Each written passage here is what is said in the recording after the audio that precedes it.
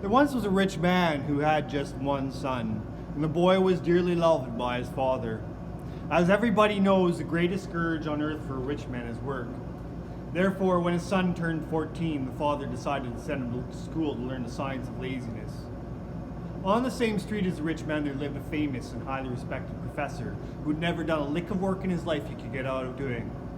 The rich man called on him and found him stretched out in the garden under a fig tree with a cushion under his head, a cushion under his back, and a cushion under his buttocks. Before talking to him, I must first see how he does, said the rich man to himself, and he hid behind a hedge to observe the man. The professor lay as still as a corpse with his eyes closed. The only time he moved was whenever he heard the thud of a ripe fig falling on the ground near where he lay. He'd reach slowly out, bring the fruit to his mouth, and swallow it. Then he wouldn't stir again until another fig fell. This is just the professor my son needs, decided the rich man. And he came out from his hiding place, introduced himself, and asked the professor if he'd teach the son the science of laziness. Old man, answered the professor just above a whisper, don't talk so much. It tires me to listen to you. If you want to bring your son up as you and I are, just send him to me.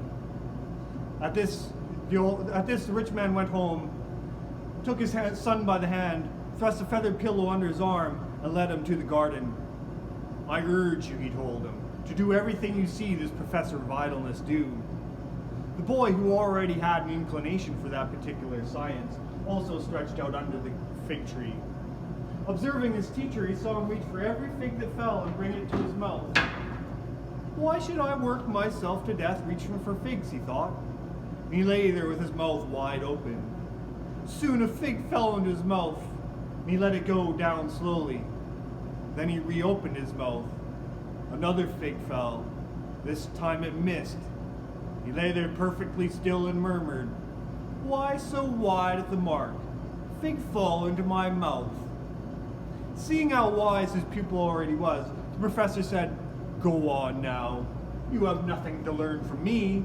You can even teach me something. So the boy went home to his father, who thanked heaven for having given him such a smart son.